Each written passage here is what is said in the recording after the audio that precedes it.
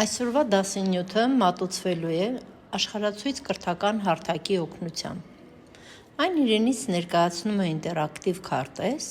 մշակված տեխնոլոգիական լուծումներով։ Իմ աշխարհացույցը ստեղծվել է իմ կողմից, իսկ դասի նյութը ներկայացնելիս ինձ կօգնեն սովորողները։ Այսօրվա մեր դասի թեման ալգորիթմներն են։ Ունենք պատրաստած ցուցադրություն։ Ասեմ, որ իմ աշխարհացույցը ամբողջությամբ պատրաստված է իմ կողմից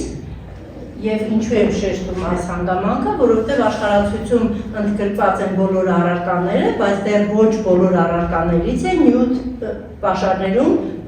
տեղադրված։ Կոնկրետ թվային գրագիտություն եւ համակարգչային գիտություն առարկայից ոչ մի նյութ չկա, ուսուցիչները իրենք են պեղում նյութերը թեմային համապատասխան կազմում իրենց աշխարհացույցը։ Թեման, ասացինք, ալգորիթմներն է, ալգորիթմների տեսակները։ Մեր ցուցադրությունը ունի խորագիր, վերնագիր, արաբական մաթեմատիկայի մեծն հերոսը, Ալ-Խորեզմին։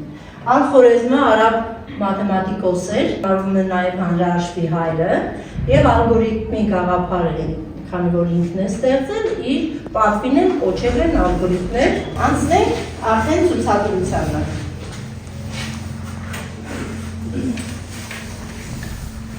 Առարկա թվային գրագիտություն, 8-րդ դասարան, թեման թեմատիկ պլանին համապատասխան է, այսօր մեր դասը ալգորիթմի տեսակներն է, սխալները եւ մեկնաբանությունները։ Դասի համար ունենք սահմանած նպատակ, ձևավորել հաշվարկային խնդիրները ալգորիթմների կիրառմամբ լուծելու կարողություններ, հիմնվելով աշակերտների նախնական գիտելիքների վրա։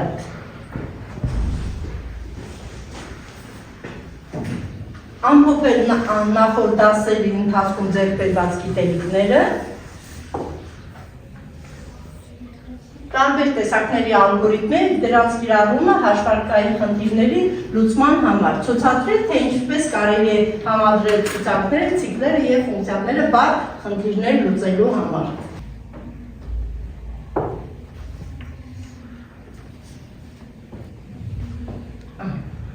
Ունենք ներածական մաս, այստեղ խոսում ենք համաշխարհային գիտության մեջ մեծ ներդրում ունեցած մեր խոշոր 3 մտավորականների մասին։ Անիջան արդեն կարող ես ինձ օգնել։ Այս փակենք, որ չխանգարի։ Ալգորիթմ տերմինը գալիս է Մոհամեդ Ալ-Խորեզմիի անունից։ Ալգորիթմին արաբ գիտնական էր, ով 825 թվականին գրեց մի գիրք, որտեղ ներկայացրեց Հնդկաստանում ստեղծված հաշվարկման 10-ական համակարգը եւ հավանաբար առաջինը ներկայացրեց Հնդկաստանում ստեղծված 0 թիվը։ Ալ-Խորեզմին մշակել է մինչ օրս կիրառվող 4 թվականական գործողությունների կանոնները։ 1672 թվականին գերմանացի մաթեմատիկոս եւ փիլիսոփա Գոտֆրիդ Վիլհելմ Լայբնիցը ստեղծեց առաջին հաշվիչը, որը բացի գումարումից ու հանումից կատարում էր նաև բազմակարգման եւ բաժանման գործողություններ։ Հաշվողական մտածողության ժամանակակից հիմնադիրը համարվում է ամերիկացի համակարգչային գիտնական Ջանետ Լինը։ Նա 2006 թվականին հրապարակած հոդվածում սահմանեց որպես խնդիրների լուծման, համակարգերի նախագծման եւ մարդկային վարքագիծը հասկանալու մեթոդ, որտեղ համակարգչային գիտության հիմնած սկզբունքների վրա։ Նպատակը խնդիրների ձևակերպում եւ դրանց լուծումների պատկերացում այնպես, որ համակարգիչը կարողանա արդյունավետ իրականացնել։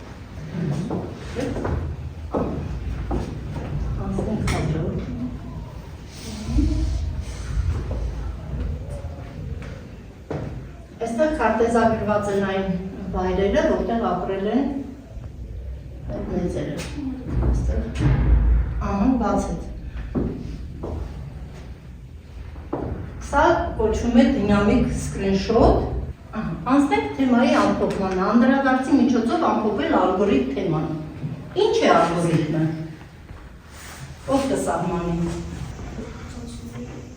Գործողությունները իրականացնելու համար խնդրի լուծման, որը կոչվում է ալգորիթմ։ Կարող է տարբեր ձևով սահմանել։ Կարգավորված, տրամաբանված քայլերի հաջորդականություն, որը հանգեցնում է խնդրի լուծման, այդպես էլ կարող է։ Ինչպես են բնութագրվում։ Ալգորիթմները բնութագրվում են 4 տեսակի՝ մասսայականություն, դիսկրետություն, որոշակիություն եւ արդյունավետություն։ Օգնիր ինձ, ապրեսալու ջան։ Ներկայացման Եղանակները։ Ալգորիթմները նկարագրվում են բառաբանաձևային եղանակով, գրաֆիկական եղանակով, կեղծ կոդի եղանակով եւ ծրագրավորման լեզվի Հիմա արդեն այո 4 եղանակով։ Ապրես։ Անմիջական տեսակ են լինում։ Ալգորիթմները լինում են 3 տեսակի՝ գծային, ճյուղավորված եւ ցիկլային։ Այն ճիշտ է։ Ալգորիթմների ժամանակ ինչ ենք անում, օգտագործում ենք բլոկներ, այստեղ Պատկերների տեսքով յուրաքանչյուր պատկեր ունի իր նշանակություն։ նշանակությունը։ Գծային ալգորիթմի բոլոր գործողությունները կատարվում են որոշակի հերթականությամբ, մեկը մյուսի իսկ արդյունքը ստացվում է խնդրի գծում։ Ճյուղավորված ալգորիթմ, ով կսահմանում, ասա։ Ալգորիթմի որոշակի պայմաններից կախված գործողությունները կատարվում են տարբեր ուղղություններով, ապա այդպիսի ալգորիթմը կոչվում է ճյուղավորված։ Ցիկլային ալգորիթմով կասի։ Որոշ ալգորիթմներում կան բազմաթիվ գործունեություններ, որոնք կոչվում են ցիկլային, իսկ այդպիսի ալգորիթմները ցիկլային։ Ցիկլային ալգորիթմներն իրենց հետ ինչքան մասի են բաժանվում։ Ցիկլային ալգորիթմները իրենց հետին բաժանվում են 3 խմբի՝ պարամետրերով ցիկլային կառուցված, նախապայմանով ցիկլային կառուցված, հետպայմանով ցիկլային կառուցված։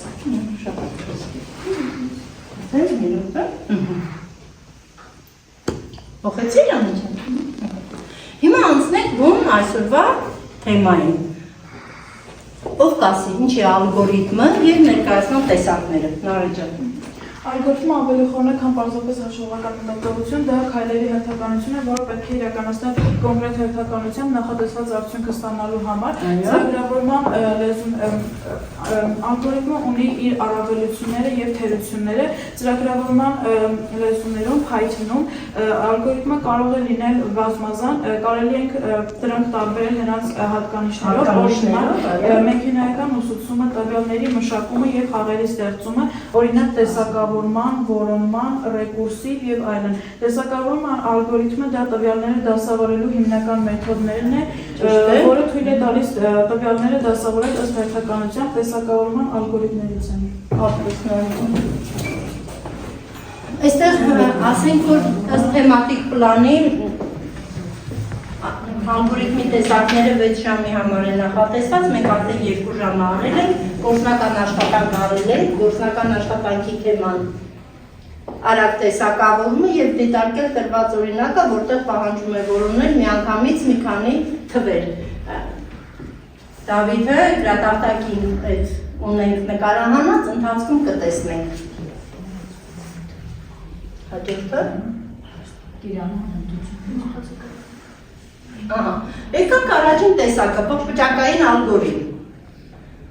Ով կխոսի փոխպճակային ալգորիթմի Փոխպճակային մասին։ ալգորիթմը տեսակավորման ալգորիթմի պարզ եւ հայտնի տեսակ է, որը աշխատում է հետեւյալ կերպ։ Այն կրկնակի ցիկլով անցնում է ցուցակի բոլոր տարերի վրայով եւ համեմատում հարակից տարերը, փոխելով նրանց տեղերը, եթե դրանք սխալ կարգով են դասավորված։ Այս գործընթացը շարունակվում է այնքան ժամանակ, մինչև ցուցակը դասավորված է լինում։ Օրինակ, Python ծրագրավորման լեզվի միջավայրում փոխպճակային տեսակավորման միջոցով դասավորենք հետեւյալ թվերը։ Լավ, այսպես ավելի հետաքրքիր կլինի, հա։ Կարող ենք QR կոդը բացել, այդ մենք ենք սարքել այդ ցուցակը ու նայ։ Ընկերիդ Բայրամձյան հեռախոսը եթե տրամադրեք, մենք QR կոդը կբացենք, ընկեր Հովհաննիսյանի մոտ նստեք, մինչև երեխեքը կներկայացնեն, դուք այդ ընթացքին կհետևեք, ձեր QR կոդը տալեք։ Դուք բաց, ընկեր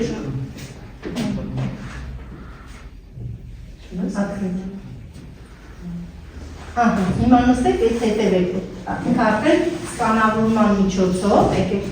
այստեղ, սկանավորման միջոցով, այս մենք հավաքել ենք, ինքը հեսա հետո կդասավորել, դուք այդ կամ հետևեք, անցնենք առաջ, այստեղ մենք ունենք տեսանյութ, մի հատ տեսանյութը նայենք,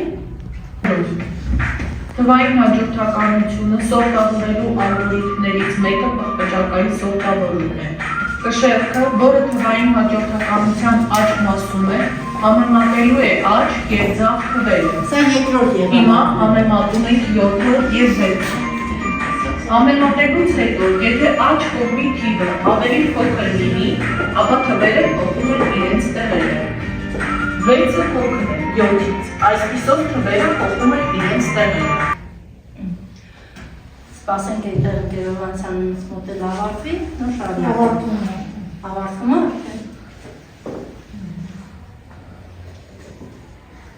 Այստեղ ունենք ալգորիթմի ճիշտ ստացվեց երթականությունը։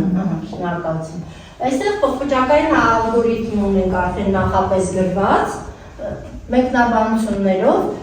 որից հետո ունենք տված լուծումը, որովհետեւ անդադ նույն գործողությունը չկատարվի,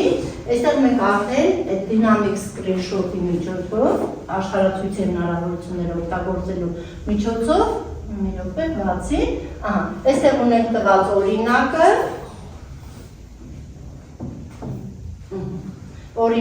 բացատրությունը եւ արդյունքը մի հատ չդասավորված, հետո վերջում արդեն դասավորված։ Միանգամից հանձնարարենք երկրորդ տեսակը տնային աշխատանք։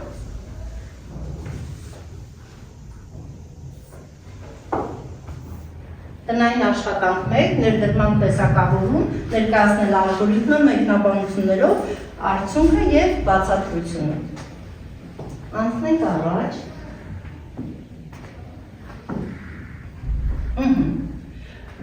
Կրկնության ուժը, լրացուցիչ նյութ եւ խորացում։ Տեսնենք ինչ ունենք այստեղ։ Դերերով փոխադրելով սխալ երթևեկության շարված հարևան էլեմենտներ։ Սա շարունակվում է այնքան, մինչև այլևս կարիք չլինի փոխանակել էլեմենտները, ինչը կնշանակի, որ զանգվածը կարգավորված է։ Քանի որ ալգորիթմը համեմատության եղանակով է տեսակավորում, այն համարվում է համեմատության ալգորիթմ։ 5 տարբերած տարբեր միանիշ երկնիշ տարբերների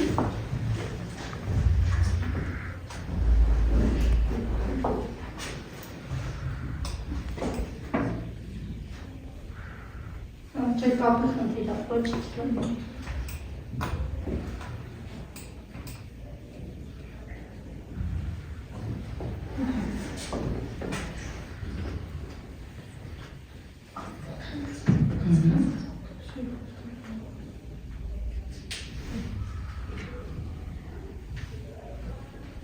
Միայն այդ մեր տեղափոխություններ դա չեն, հնուշակի բաղարի։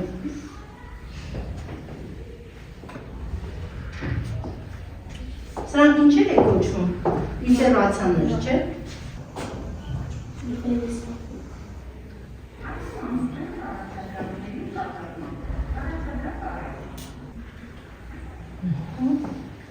Վերջաբանում տեսնենք տեսանյութին։ Քանի իտերացիայի արդյունքում դասավորվեցին մեր թվերը աճման կարգով։ Իտերացիայի արդյունքը։ Նստի դա։ Վերջաբանը տեսնենք։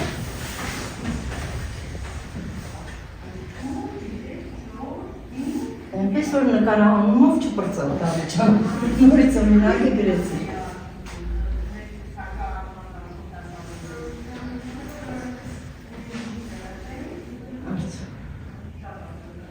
Եվ այստեղ ունենք նորից մի փոխճակային ալգորիթմի տեսակ, ամենապարզագույնն է սա, նախնական գիտելիքներ տալու ժամանակ, ուղղակի զույգերով ինչ ենք անում, համեմատում։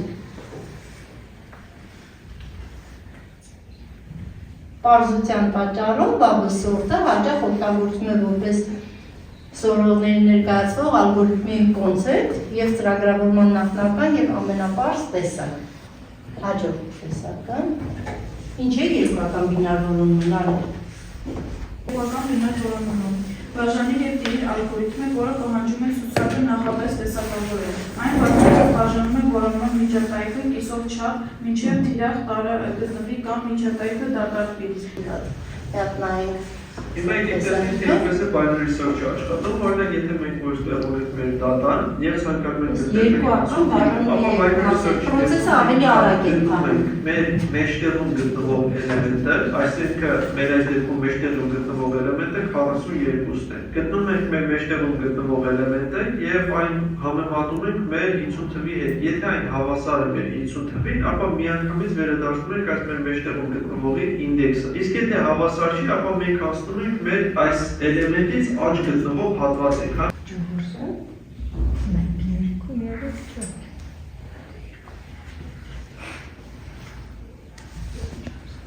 Այստեղ էլ ունենք նորից սահմանած խնդիր,